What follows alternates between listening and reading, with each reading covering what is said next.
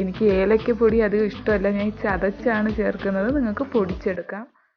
നന്നായിട്ട് ഏലക്ക പൊടിഞ്ഞ് വരാൻ 1 സ്പൂൺ പഞ്ചസാരയും കൂടി ഇട്ട് ഏലക്ക പൊടിച്ച് കൊടുക്കുക. ഇപ്പോൾ ഒരു അരമണിക്കൂറായിട്ടുണ്ട്. കണ്ടില്ലേ, തീ കുറച്ച് വെച്ച് വേണം ഇളക്കാൻ. നെയ്യ് ഒഴിച്ച് കൊടുക്കാം. നന്നായിട്ട് മിക്സ് ചെയ്ത് കൊടുക്കുക. നല്ല തിക്കായിട്ടുണ്ട്. വലിയ വലിയ കുമ്മളകൾ വരുന്ന കാണാം. കയ്യിലൊന്നും തെറിക്കാതെ വേണം സൂക്ഷിക്കാൻ. നെയ്യ് ഒഴിച്ച് കൊടുക്കാം. എല്ലാ സൈഡിൽ നിന്നും മിക്സ് ചെയ്യണം. പിന്നെ 2 സ്പൂൺ നെയ്യും കൂടി ഒഴിച്ചിട്ടുണ്ട്. നെയ്യ് നിങ്ങൾക്ക് ഇഷ്ടമുള്ള അളവ്. നെയ്യ് ഇഷ്ടമില്ലാത്തവർക്ക് വെളിച്ചെണ്ണ ഒഴിക്കാം.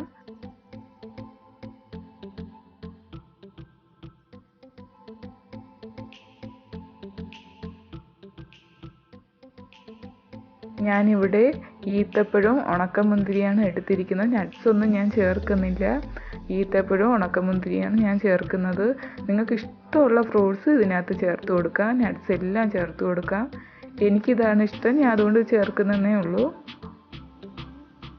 ഞാനകത്ത് വേറെ ഒരു നട്ട്സും ചേർക്കുന്നില്ല. ഇപ്പോൾ ഒരു 3/4 മണിക്കൂറായിട്ടുണ്ട്. നന്നായിട്ട് മിക്സ് ചെയ്ത് സൈഡിൽ നിന്ന് എല്ലാം എടുത്ത് നന്നായിട്ട് മിക്സ് ചെയ്ത് കൊടുക്കുക.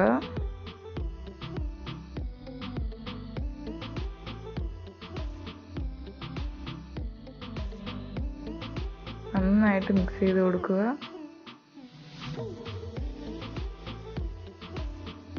നെയ്യ് ഒഴിച്ച് കൊടുക്കാം. കുറച്ചുകൂടി നെയ്യ് ഒഴിക്കാം.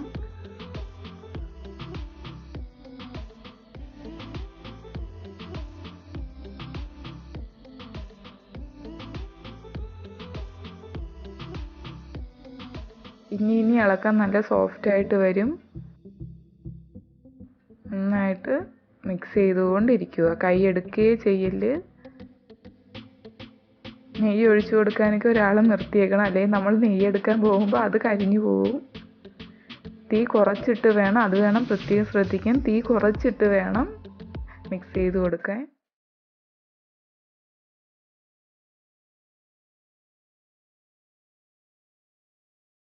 ഇതിപ്പോൾ ഏകദേശം ഒരു 50 മിനിറ്റ് എങ്കിലും എടുത്തിട്ടുണ്ട്. ഇതിപ്പോൾ ഈ പരുവമാവാൻ.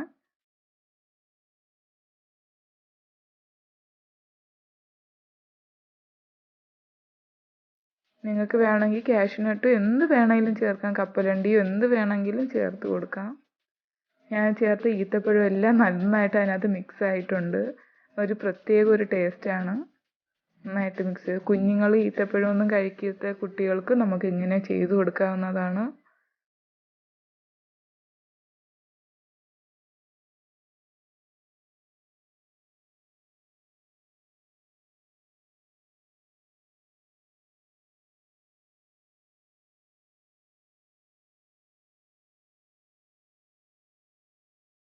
ഇപ്പോൾ ഇതൊരു ബോൾ രൂപത്തിലായിട്ടുണ്ട്.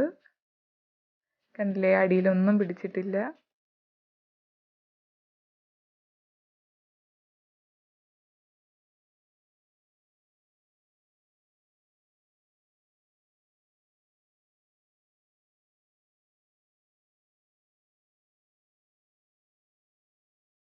നെയ്യ് ഒഴിച്ചു കൊടുക്കാം. ഇപ്പോൾ 1 മണിക്കൂറായിട്ടുണ്ട്.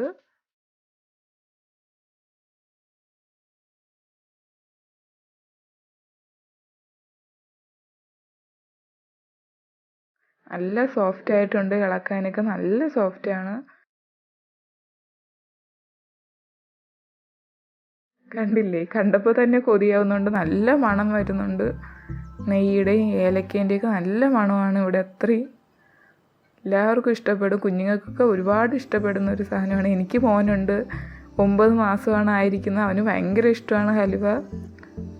അതുകൊണ്ട് കൂടിയാണ് ഞാനിത് വീഡിയോ ആയിട്ട് തന്നെ ചെയ്യുന്നത്. നന്നായിട്ട് മിക്സ് ചെയ്യുക. കണ്ടില്ലേ, നെയ്യൊക്കെ വരുന്നുണ്ട്. ഏകദേശം പരുവമായി വരുന്നുണ്ട്.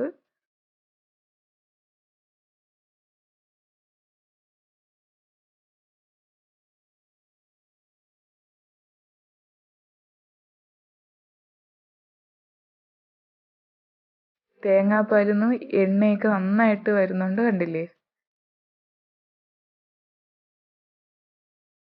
ഒന്ന് മിക്സ് ചെയ്തെടുക്കുക. അപ്പോൾ നന്നായിട്ട് നിങ്ങൾക്ക് കാണാൻ പറ്റും, നന്നായിട്ട് നെയ്യും എണ്ണയും എല്ലാം നന്നായിട്ട് വരുന്നുണ്ട്. ഇതാണ് പരുവം. നമ്മൾ കുറച്ചും കൂടെ എത്രത്തോളം നമ്മൾ മാക്സിമം വരട്ടുന്നോ അത്രയും ടേസ്റ്റ് കൂടിക്കൊണ്ടേ ഇരിക്കുകയുള്ളൂ.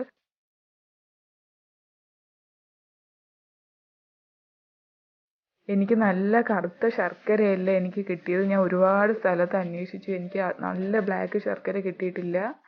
കുഴപ്പമില്ല, നിങ്ങൾക്ക് വേണമെങ്കിൽ ഇതിനകത്ത് പഞ്ചസാര ഇട്ടും ചെയ്യാം. അത് ഞാൻ ഉടനെ ആ വീഡിയോ ഇടുന്നതാണ്.